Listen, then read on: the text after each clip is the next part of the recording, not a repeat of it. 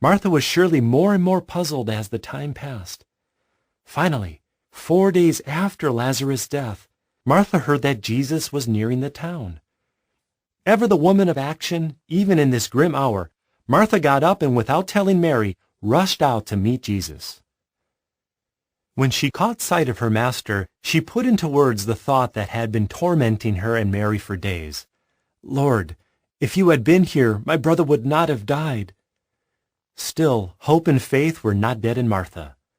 She added, "And yet at present, I know that as many things as you ask God for, God will give you." Jesus immediately said something to strengthen her hope.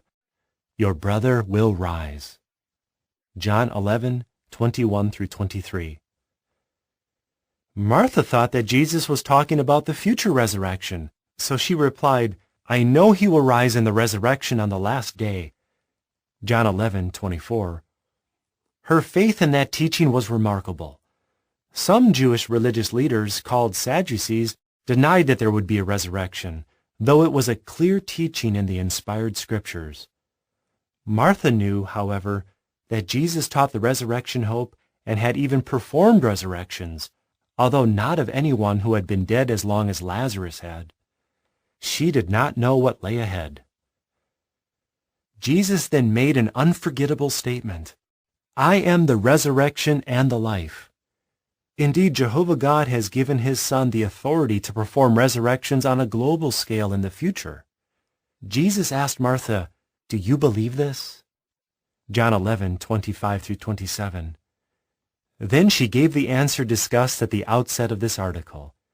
She had faith that Jesus was the Christ, or Messiah, that he was the Son of Jehovah God, and that the prophets had foretold that he would come into the world.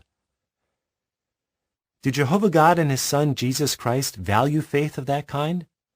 The events that next unfolded before Martha's eyes provide the clearest of answers. She hurried to get her sister. Thereafter, she saw that Jesus was deeply moved as he talked to Mary and the many mourners with her. She saw the tears come to his eyes as he freely showed his deep grief over the pain death causes. She heard Jesus order that the stone be rolled away from her brother's tomb. Ever practical, Martha objected that the body would smell by now, 4 days after death. Jesus reminded her, "Did I not tell you that if you would believe, you would see the glory of God?" She did believe, and she did see the glory of Jehovah God. Right then and there, he empowered his Son to bring Lazarus back to life. Think of the moments that must have been etched in Martha's memory to the end of her days. Jesus' commanding call, "Lazarus, come on out." The faint noise from the cave where Lazarus was entombed as the man rose and, still bound in the bandages used to prepare the body, inched his way to the door of the cave. Jesus' command to loose him and let him go, and, to be sure, the ecstatic embrace as Martha and Mary flew into their brother's arms. John 11:40-44. The burden on Martha's heart was lifted. This account shows that the resurrection of the dead is not mere wishful thinking. It is a heartwarming Bible teaching and a proven historical reality.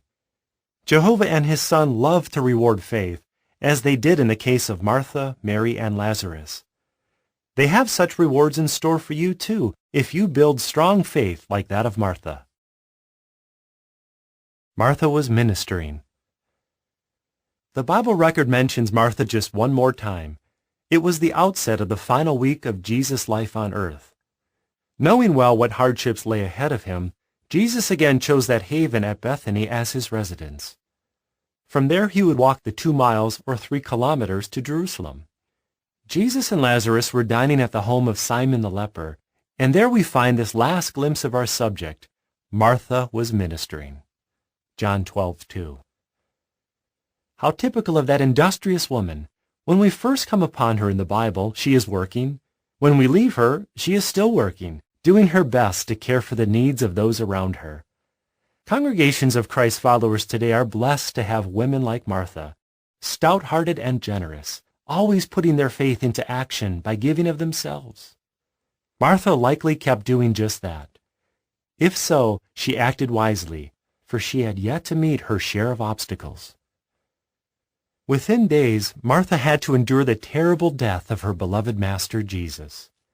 Further, the same murderous hypocrites who killed him were determined to kill Lazarus as well, since his resurrection was boosting the faith of so many.